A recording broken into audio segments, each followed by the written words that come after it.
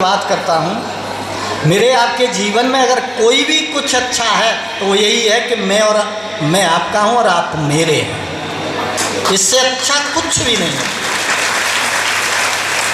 अगर जीवन में कुछ अच्छा है तो यही है कि मैं आपका हूँ और आप मेरे हैं। और मैंने आपको बता दिया कि आप मेरे कुछ भी वैसे ऐसे मेरी तुम्हारी रहती है ना, तुम्हें पता है ना। लेकिन बेटा जब खुश होता है, बाप जब खुश होता है, जब बेटा नाम करता है, चाहे बाप कितना भी दुख उठा ले कभी मना नहीं करता। ये बाप की विशेषता है। इसीलिए तुम्हें याद मेरे गुरुजी करते हैं। और जब उनके साथ 20-25 गाड़ियों में जब लोग आए तो आपकी प्रशंसा करते करते थके नहीं। और फिर मुझसे बोले कि महाराज इन सबको लाओ। मैंने कि मेरे बस में ना भैया, क्योंकि ये मेरी बात ना मानते। हे महाराज कैसी बात कर रही हो। जे माता बहने जैसे देखी इसके चारों तरफ खड़ी खड़ी और कलश सर पे रखा, कैसी बातें कर रही हो। लोग तो मैंने सुना है कि तुम जो कहो वहीं सूखे खड़े सूख जाते हैं। मैंने कि ये तो बात मुझे ही पता है कि जाने वो सूख रहे हैं कि जाने मैं सूख रहा हूँ। लोग मुझसे कहते जब इतनी तकलीफ है तो तुम निकट्टे या मरी क्यों रहो, निकल जाओ यहाँ से।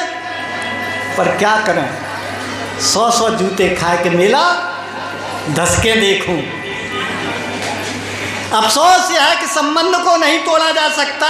लोग मकान दुकान तो तोड़ सकते हैं, अलग अलग बना के रह सकते हैं, लेकिन अपने संबंध को कोई तोड़ नहीं सकता।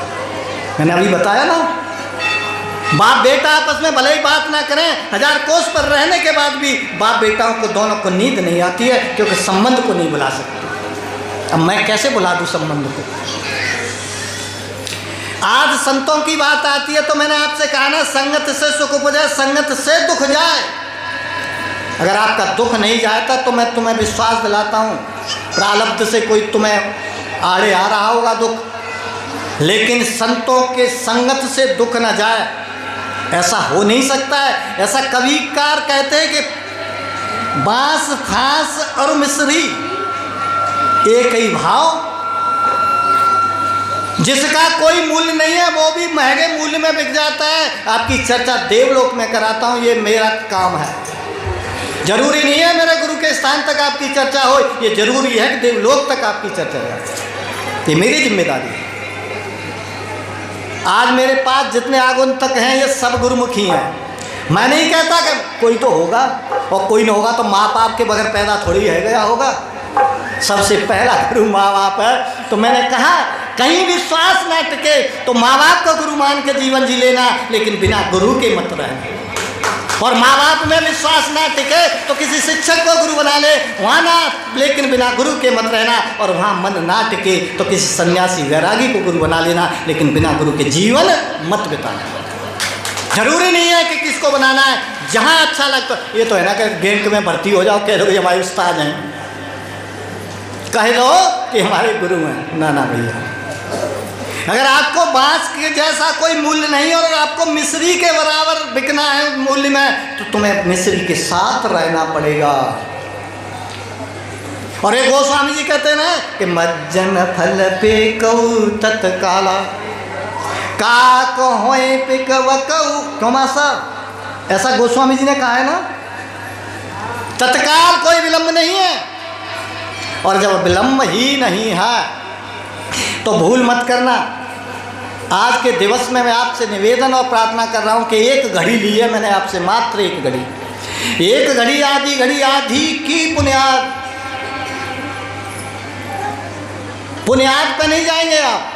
कहते हैं थोड़े से काम चल जाए, थोड़े से काम वहाँ चलाओ जहाँ भोग की बात हो। जब त्याग की बात आ जाए तो कम से बात मत करना।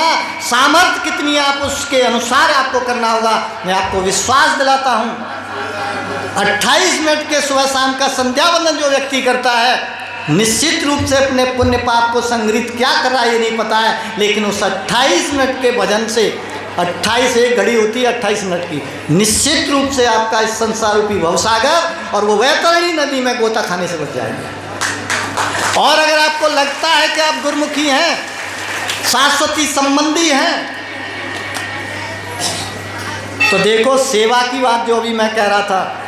और सेवा में तो यहाँ बहुत लोग हैं, किन किन का नाम लूँ, माँ साहब का नाम लूँ या भट्टे वाले मुकेश जी का नाम लूँ या फिर अपने गुरुजी का ही नाम ले दूं, या फिर तुम में से किसी का नाम ले दूं? मैंने तुम्हें पहले कह दिया कि मेरे लिए तो तुम एक जैसे हो। कैसे? क्यों?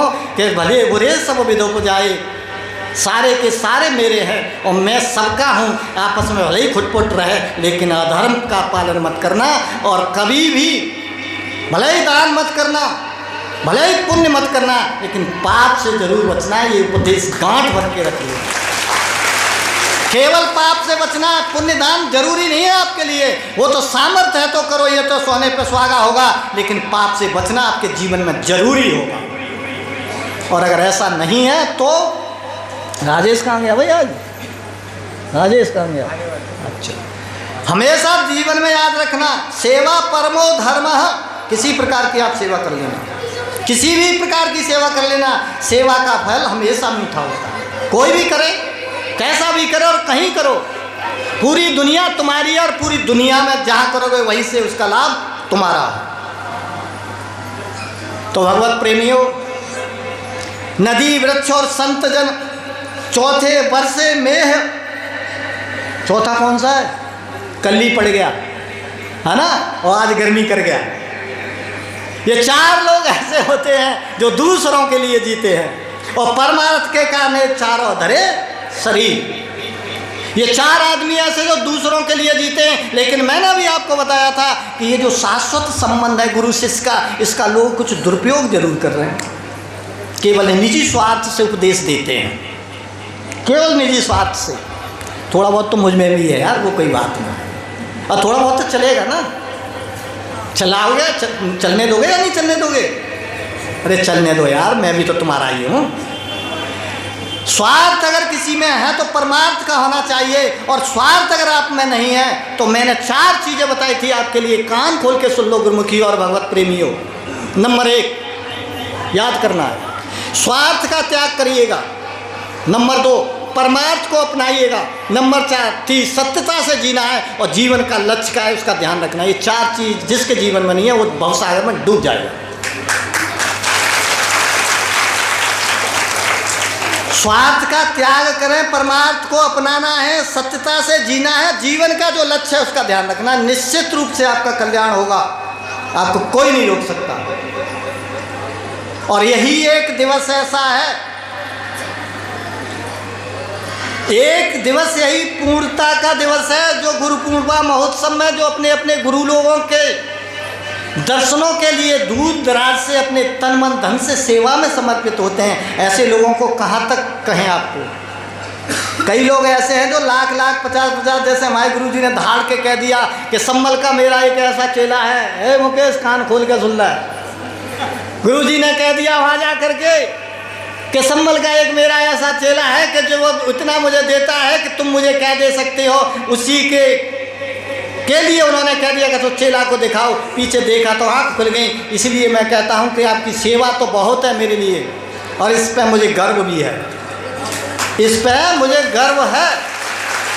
ऐसे भी मैं झूठी बात नहीं कहता हूँ, झूठ जरूर बोल देता हूँ, झूठी बात नहीं कहता हूँ किसी से, झूठ बोल देता हूँ। काम ना कोई हो रहा तो बोल देता हूँ, थोड़ा हट बच जाए, नुकसान उसमें किसी का ना है।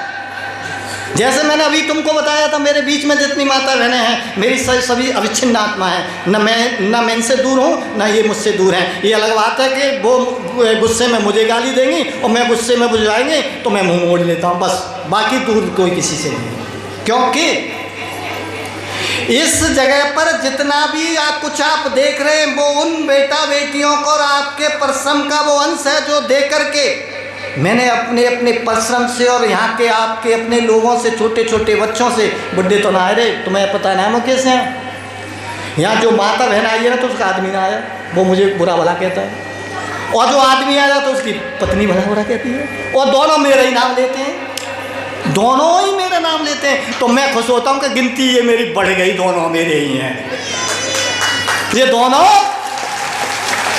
तो मैं आपसे निवेदन करना चाहूँगा मेरे भगवत प्रेमियों, बस ये संबंध में मैंने तुम्हें एक बात बताई थी कि गुरु की निंदा, जो जिसका गुरु हो अपने गुरु की निंदा मत करना, क्योंकि निंदा जो गुरु की करता है वो सूकर और श्वान के गर्भ में पैदा होता है। उस गर्भ काल से बचाना चाहता हूँ। भगवान कृष्ण ने अर्जुन से कहा था कि मित्र, यहाँ दुनिया में जो सुख और दुख भोग रहा है ना, वो केवल अपने कर्मों का फल है, दूसरे के कर्मों का फल नहीं है। इसलिए तुम्हारा कोई दुख सुख का कारण ही नहीं, वो वजह ही नहीं है। कारण भले ही हो सकता है, लेकिन कर्म का फल तुम्हारे का है, चाहे वो सुख हो या दुख। तो भगवत प्रेमियों, आपसे मैं आशा करूँगा, समय को देखते हुए मैं ये निवेदन भी करूँगा, 1 बज गया है जे हमने पत्र में लिखी थी कि 1 बजे भोजन कराएंगे, और महात्मा जब झूठ बोला ना, तो तुम ऐसे फ्री होके झूठ बोलते हो जैसे तुम्हारी गोली प्याली सब खत्म है गई, धकाधक दे बोला। हमारा गुरु भी तो ऐसे ही कह रहा था। तो 1 बजने जाना है, मैं तुम्हें भोजन मतलब पूरी से प्रारंभ कराऊंगा, बीच में सब्जी खीर ये पड़ेंगी, अंत में रायते तक पहुंचाऊंगा, ठीक है। और कुछ माता बहनें मेरी ऐसी हैं, वो कुछ ज़्यादा ही मलूक है, अभी आ रही होंगी शायद, कुछ तो अभी आई हैं,